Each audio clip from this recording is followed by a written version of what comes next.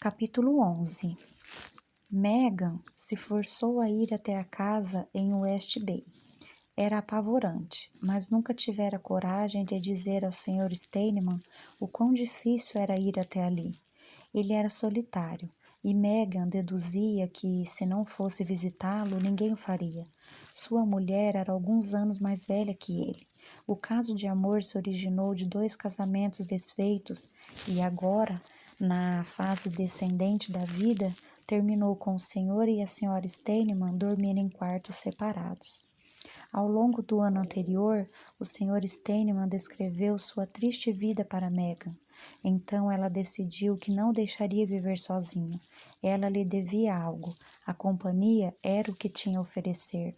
O fato de precisar pegar a rodovia 57 e passar pelo lugar onde o Sr. Steinman a encontrara na noite em que escapara do bunker era um elemento adicional para o sacrifício silencioso que fazia para visitar o homem que salvara sua vida. Porém, não podia reivindicar a condição de Martin completa por conta de suas visitas ao Sr. Steinman. Com todas as suas amigas cursando a faculdade longe de Emerson Bay, ela realmente não via a hora de jogar cribagem. Megan desembarcou do carro e bateu à porta. Entre, minha adorável jovem, o Sr. Steinman disse do sofá. Ele parecia estar com um humor jovial essa noite. Megan empurrou a porta de frente e sentiu o cheiro próprio de gente de idade, uma combinação de talco e antisséptico. A casa podia repelir algumas pessoas. Não era organizada e, com um pouco menos de negligência, poderia ser exibida num reality show de acumulação compulsiva. Mas Megan sempre se sentia lisonjeada quando visitava o Sr. Steinman. Ele não era idoso, tinha apenas 60 anos e sua autoconsciência não abandonara. Megan entendia que as pilhas de bagunça postas num canto eram a maneira dele de pôr a casa em ordem para recebê-la, e sabia que o cheiro de álcool e do antisséptico que ele usava não podia ser evitado. Megan o encontrou sentado em sua gasta poltrona reclinável verde. Havia um baralho de cartas bem arrumado na mesa de centro, ao lado do tabuleiro de cribagem. Aquele era, Megan sabia, o ponto alto da semana dele. Oi, Megan saudou. Jogo curto ou longo? Curto. Desculpe, mas tenho que passar em casa e depois ir para a terapia. O Sr. Steinman inclinou-se para a frente e embaralhou as cartas. Sente-se, Megan. Refrigerante? Com certeza. As cartas vibraram enquanto ele as embaralhava. Sirva-se à vontade. Megan pegou um refrigerante na cozinha e em seguida sentou-se no canto do sofá. O Sr. Steinman distribuiu 6 cartas. Vou deixar você começar, ele disse. Megan sorriu e analisou a mão. Vá com calma comigo. Nunca. Por onde você tem andado? Cuidando da divulgação do livro, entrevistas e tudo mais. O Sr. Steinman observou Megan por sobre o alto das suas cartas. Quando os olhares se encontraram, ele olhou de volta para sua mão e descartou 2 cartas no cribe. Você não me engana. Sabe disso, não é? Acabamos de começar o jogo, ainda não tentei enganá-lo. Estou falando das entrevistas. Megan fez uma pausa breve, mas depois descartou suas próprias cartas no cribe. É o jeito como você sorri. O Sr. Steinman ergueu o olhar e manteve o contato visual desta vez. E como é? Quando você está aqui e consegue uma boa sequência, você sorri. Sorri de verdade. Não aquela coisa falsa que você faz com os lábios quando está na TV. Ah, eu tenho sorrisos diferentes. Megan deixou escapar um sorriso amarelo no qual nem ela acreditou. Sim, esse, por exemplo, é tão sem naturalidade quanto aquele que você dava falando com Dante Campbell. Não gosto disso. Megan jogou sua primeira carta. Um 10 de ouros. Não dê a saída com um 10 ou uma carta de figura. Eu te digo a mesma coisa toda vez. Ele pôs um 5 no alto daquela carta e moveu seu pino 2 posições no tabuleiro. Em seguida, descartou um 4 de copas. E não pense que você pode jogar mal de propósito para me distrair, porque sorri assim nas entrevistas. O Sr. Steinemann era antiquado e recluso, mas Meghan nunca poderia dizer que não era observador. Não sei, porque não gosto de dar entrevistas. Então, não dê. Não posso, pessoas querem que eu seja entrevistada. Pois continue fazendo tudo o que todo mundo quer, e um dia você vai acordar e se dar conta de que sua vida passou e você não fez nada do que gostaria de ter feito. Meghan jogou um 9 na mesa. Sim, bem, estou fazendo o que preciso fazer no momento para conquistar alguma liberdade. Também há outras coisas em que estou mexendo. Como o quê? Como tentar descobrir o que aconteceu na noite em que o senhor me encontrou.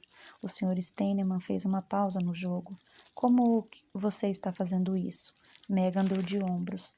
Fale, ele pediu, sem tirar os olhos dela. Meu médico e eu estamos quase descobrindo algo sobre o lugar onde fiquei presa. O Sr. Steinemann deixou suas cartas caírem na mesa. E quanto a dar prosseguimento à sua vida e também fazer aquilo que você quer fazer, como por exemplo ir para a faculdade ou aquela viagem para a Europa de que vive falando. Bem, nesse momento os dois escutaram um barulho estridente vindo de outro recinto da casa. O Sr. Steinemann ficou de pé num piscar de olhos.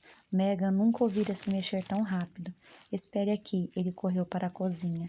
As chaves que usava presas em um passador de calça chocalharam durante seu movimento.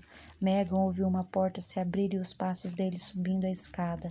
Sentada sozinha na sala de estar, ela pôs as cartas sobre a mesa e respirou fundo. Se não vinha conseguindo enganar o Sr. Steinemann durante a divulgação do livro, com certeza todos os demais telespectadores estavam tecendo conjecturas. Desaparecida, melhorava de posição a cada semana na lista dos mais vendidos, e Meghan se perguntava até onde iria. Com ou sem a aprovação do Sr. Steinemann, ela teria de usar seu sorriso falso no futuro próximo. Em alguns minutos ele voltou, um pouco ofegante, com uma camada brilhante de suor na testa. Tudo bem? Meghan quis saber. Não totalmente. Receio que terei de adiar o jogo desta noite. Ah, claro, Meghan se levantou. Ou você gostaria de terminar seu refrigerante? Ele gaguejou. Não, vou levar comigo. Sinto muito, estou bastante envergonhado. Deixe disso, quando eu voltar nós jogamos de novo. E quando será isso? Na próxima semana? Não vejo a hora. O Sr. Steinemann assentiu. O senhor tem certeza de que não precisa de ajuda? Eu não me incomodo. Pondo a mão no ombro de Meghan, ele a levou até a porta. Não se preocupe, vou ficar bem. Apareça na semana que vem, por favor. Ao se sentar em seu quarto, Meghan consultou o celular. 1 ano e meio atrás, ao pegar o aparelho, encontrava diversas mensagens de texto à sua espera. Agora, tudo o que conseguia eram alguns e-mails de amigas que ainda mantinha contato. Porém, e-mails eram um jeito distante de comunicação, destinado a pais, antigas relações e leitores de seu livro, que a perseguiam e aguardavam uma resposta aos elogios desesperados que digitavam em mensagens muito longas. Querida, sua mãe sussurrou aparecendo à porta. A palavra querida nunca tinha sido pronunciada por Cynthia antes do sequestro, e as chamadas sussurradas em seu quarto eram a definição de regresso, como se Meghan fosse um bebê acordando de uma soneca vespertina. Meghan quase podia ouvir sua mãe dar um gritinho. Ah, aí está ela, na irritante voz de criança de uma mãe recente. Olhe quem está acordando. O que é, mãe? Meghan desviou o olhar do celular sem mensagens. Cláudia está ao telefone. Ela tem uma notícia incrível. Cláudia era a agente literária que a mãe procurou quando veio com a ideia de Meghan reunir os pensamentos sobre seu sequestro e inseri-los nas páginas de um livro, cuja capa dura exibia a floresta misteriosa de onde ela escapara e na orelha uma foto de rosto de Meghan com um sorriso tímido, como um romance de James Patterson. Sorrindo, Cynthia entrou no quarto e lhe passou o telefone. Você vai gostar de ouvir isso. Meghan pegou o aparelho e o colocou no ouvido. Oi, Cláudia. Quais as novidades? Dante Campbell é ouro puro. Sabíamos que haveria uma grande audiência regional, mas desde a entrevista seu livro decolou. Fiquei sabendo que vai estar em 11º lugar na lista do New York Times da próxima semana. Ao fitar a mãe, Megan deparou com seu sorriso largo. Isso é incrível, Megan afirmou, sem grande entusiasmo. Arrumei uma entrevista para você. Há muitos pedidos chegando. Preciso saber de seus compromissos para que possamos agendar. Trabalho das 8 às 4. Claro, mas seu pai não lhe daria um tempinho de folga se eu marcasse uma entrevista por telefone? Acho que posso pedir. Não há nenhum problema, a senhora MacDonald disse, alto o suficiente para Cláudia ouvir. Ok, senhorita, autora da lista de best-sellers de New York Times. Cláudia deu risada. Vou marcar algumas entrevistas e nos falamos na próxima semana. Por alguns instantes houve silêncio. É algo muito importante, Megan. Eu sei, Megan tentava se convencer. Estou animada. A gente se fala na semana que vem. Megan entregou o telefone para a mãe. Então, filha, ela perguntou com os olhos arregalados. Megan deixou escapar um suspiro de descrença. Não sei, é uma loucura. Muita loucura. Estou muito orgulhosa de você, Megan. Sabia que está ajudando muita gente que passou por experiência parecida? Megan deu de ombros, um tanto incrédula. Mesmo que todo aquele que houvesse sido sequestrado no país comprasse um exemplar de seu livro, a quantidade não seria grande o suficiente para colocá-la na lista de best-sellers. Os leitores que estavam adquirindo Desaparecida não precisavam de nenhum insight que o livro pudesse oferecer para ajudá-los a se recuperar de um sequestro. A maioria ansiava por uma história sombria de sobrevivência e fuga, e a estava consumindo com muita satisfação. Você pode contar a seu pai. Ele está voltando para casa hoje. Cíntia fechou a porta com cuidado, girando a maçaneta para que o mecanismo de mola não estalasse. Da mesma maneira que a porta de um quarto de criança seria fechada silenciosamente. Sozinha mais uma vez, Megan consultou maquinalmente o celular sem mensagens. Então, por fim, jogou o aparelho no acolchoado ao seu lado e se deitou na cama. Calculara mal, imaginando que após mais de 1 ano ninguém mais se importaria com sua história. Agora o livro que não escreveu, mas que ostentava seu nome e sua imagem era um best-seller. De início concordou com o projeto por causa da insistência de sua mãe. Pagaria a faculdade, ela lhe dissera, e ajudaria outras garotas vítimas de sequestro. Terry, o pai de Megan, indiferente à ideia, lutava a seu modo com as circunstâncias da nova vida familiar. Porém, uma vez que a possibilidade de ajudar outras vítimas veio à tona, todos embarcaram na história. Cláudia, a agente, Diane, a editora, Dale, o Relações Públicas e, finalmente, a equipe de vendas da editora. Ninguém podia admitir que a história de Megan oferecia uma oportunidade de lucro, da mesma maneira que Dante não podia realizar sua entrevista sem primeiro estabelecer que Megan estava se curando. Ninguém podia enfiar $1 no bolso da venda do livro sem primeiro fazer referência a todas as garotas que estava ajudando e todos os semestres de estudo que estava financiando. O livro só nasceu porque Megan precisava de algo para dar aos pais que os fizesse se lembrar de sua filha.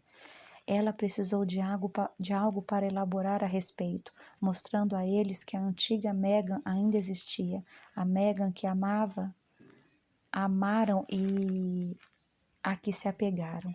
A Megan inteligente, ambiciosa e talentosa, a garota tipicamente americana, cheia de determinação e potencial. Depois do sequestro, ela não tinha mais nada a oferecer aos pais. Assim, Megan concordou em escrever o livro com o Dr. Jeremy, respeitado psiquiatra, autor de diversos livros e em cujo divã Megan se deitava 2 vezes por mês. Não importava, isso a mantivera ocupada, permitindo que seus pais a deixassem em paz. Sua mãe sentia tanta saudade da garota que Megan foram, ao ver o anseio brilhando em seus olhos, sempre que a via editando o trabalho do doutor. Não havia combinação de palavras para explicar o fenômeno pelo qual Megan passara. Ela ainda precisava achar um jeito de dizer aos pais que a filha da qual se lembravam de antes daquele verão não existia mais. Cynthia e Terry precisariam chegar a essa conclusão por conta própria. Até lá, Megan cooperaria. Ela permitiu que sua mãe alimentasse a esperança de que, em algum lugar daquela autobiografia sombria, a criança que existira em um dia seria encontrada e que a antiga Megan ressurgiria. Ela devia à sua mãe a cortesia da ilusão de que o grande doutor resgataria a antiga Megan das vinhas espinhentas do novo mundo para o qual ela retornara após sua fuga. Ele removeria os carrapichos, a sujeira, a dor e as memórias e entregaria de volta a filha de Cíntia, como se fosse os últimos 14 meses nunca tivessem acontecido. Como se aquelas 2 semanas naquele porão fosse apenas uma memória distante e transparente, facilmente ignorada. O problema era que Megan não queria ajuda. A única jovem que queria salvar não existia mais fazia muito tempo. Megan tinha certeza de que nenhum livro, lista de best-sellers ou fantasias sobre outras garotas sendo inspiradas por sua história seria suficiente para apagar a imagem que tinha de si mesma fugindo para a segurança. Enquanto Nicole Cult continuava sentada sozinha naquele porão sombrio, esperando o homem chegar à noite, esperando as chaves chocalharem e as tábuas do assoalho rangerem. Muitos ruídos anunciavam a presença dele, o zumbido suave do motor do carro, a porta do veículo batendo, as chaves retinindo e a porta da casa raspando no chão ao ser aberta. Seus passos, o som grave dos sapatos de sola macia pisando nos empoeirados degraus de madeira da escada que levava ao porão. Todos esses sons chegavam à noite, era o momento preferido dele. Fale-me disso. Fale-me desse som, o doutor pediu a Megan naquele momento sentada numa cadeira elegante em seu consultório. Essa era a 28ª sessão de seus encontros quinzenais desde a sua fuga, e ela finalmente começava a aceitar a ideia da hipnose. Antes de conhecer o doutor, a única vez que Megan vira gente hipnotizada fora durante um espetáculo de variedades na escola, em que o hipnotizador escolheu alguns estudantes na plateia e em seguida fez que saltassem no palco como rãs. A hipnose Megan vinha apresentando A hipnose Megan vinha aprendendo era uma coisa séria. Era um estado de consciência que permitia que pensamentos que normalmente permaneciam reprimidos viessem à tona. Logo depois de uma sessão de hipnose do doutor, Megan se lembrou com clareza do som de aviões por cima da cabeça durante seu cativeiro. Além disso, havia outra coisa junto com o som desses aviões, algum outro ruído que se instalou no recôndito de sua mente, um ruído que via tentando recuperar. O processo era muito delicado e exaustivo, como se esticar sob a cama para recuperar um objeto fora de alcance, tamborilando os dedos para ganhar uma fração extra de 2 centímetros. E agora, na grande cadeira do doutor, Megan sabia que não devia se esforçar demais. Depois de 27 sessões, conhecia o processo. Para ser bem-sucedida, tinha de se entregar à voz do doutor, ir apenas para onde ele sugeria. Se resistisse, se arrastasse seus pensamentos para onde acreditava que deveriam seguir, o efeito da hipnose se perderia. Sua mente ficaria à deriva e ela acordaria e encontraria o doutor estalando os dedos e repetindo não, não, não. Durante o ano passado, Megan aprendeu que entrar na atitude mental correta exigia tempo e paciência, e uma vez nesse estado, a resistência podia arruinar o efeito em segundos. Em cada sessão, tinha apenas uma oportunidade, e via-se abandonando sua atitude rebelde por 2 horas por mês ao se encontrar com o doutor. Estava progredindo, mesmo que fosse para um propósito diferente do entendimento do doutor. O objetivo dele era investigar cada milímetro da mente de Megan e remover quaisquer pensamentos reprimidos acerca de seu cativeiro. Lançar uma luz sobre tudo que, com o tempo, vai parar de se esconder. O objetivo de Megan era completamente diferente. São os aviões por cima da cabeça. O doutor continuou. Fale-me sobre os sons. Megan não queria voltar a falar dos aviões. Esse processo ocorrera da última vez. Havia outra coisa que ela queria alcançar, algo novo, e sentiu as proverbiais pontas dos dedos de sua mente se esticarem e se esforçarem por essa outra coisa. O outro som que queria tanto identificar, algo em sua postura, em suas pálpebras ou em sua respiração desencaminhava seus pensamentos. Fique comigo, o doutor disse com sua voz tranquilizadora. Fique com o que podemos identificar com certeza, apenas por enquanto. Iremos a esse outro som em breve. Concentre-se nos aviões, por hora. Fale-me desses sons. São altos, mas não muito, meio altos. Um rumor grave, como uma rodovia distante. Meg afirmou, ainda com os olhos fechados. Me fale da direção de novo. Megan quase se permitiu pensar que já passara por isso. Resistiu à tentação. Os ruídos vêm da parede dos fundos. Longe, no início e depois mais alto, se move por cima da cabeça. Então, Megan fez uma longa pausa. Desaparece. De que modo? Das janelas. Eu só posso ouvir o avião através das janelas pregadas com tábuas nos fundos do porão. Uma vez que o avião está por cima da cabeça, o som desaparece. Vá para o outro lado do recinto, o doutor ordenou. Diga o que você vê ali. Fale-me do recinto, o porão. Durante as sessões, Megan passou muito tempo no porão, na realidade todo o seu tempo, tanto que já não era mais perturbador estar ali. De início, ela bloqueou aquelas imagens, tirando-as de foco, fugiu delas. Porém, por meio das consultas com o doutor, acabou por entender finalmente que fugir de algo emplacado na memória era como tentar passar por um espelho sem ver o reflexo. No começo não foi fácil, mas assim que Megan entendeu as possibilidades da hipnose, entregou-se plenamente ao processo. Então, agora, apesar de querer investigar esse pensamento, o outro som que acabara de perturbar seu subconsciente depositou sua confiança no doutor, acreditando que ele a levaria lá no devido tempo. Piso de concreto, ela disse. Piso cinza, frio à noite, o que é bom porque é muito quente durante o dia. E as paredes? A mesma coisa, concreto sem acabamento, com sulcos de vez em quando, uma cama no canto dos fundos perto das janelas, nenhum lençol, apenas uma cama box e um colchão. Agora vá para o outro lado, longe das janelas. Siga o som do avião. O que há ali? Há um porão quadrado. Minha cama está lá, 3 janelas vedadas com tábuas. Só posso andar alguns poucos metros. Estou acorrentada à parede por um grilhão preso em meu tornozelo. Consigo apenas chegar até onde a corrente alcança. Há uma escada ali, do outro lado do porão. Você consegue ver a escada? Pode alcançá-la? Não, minha corrente não é longa o bastante. Só consigo alcançar minha mesinha perto da escada. Ele deixa as minhas refeições ali. Ótimo. Megan, quero voltar para as janelas. De volta para onde está sua cama. Quero que você se sente nela. A corrente está afrouxada e você pode se mover livremente agora.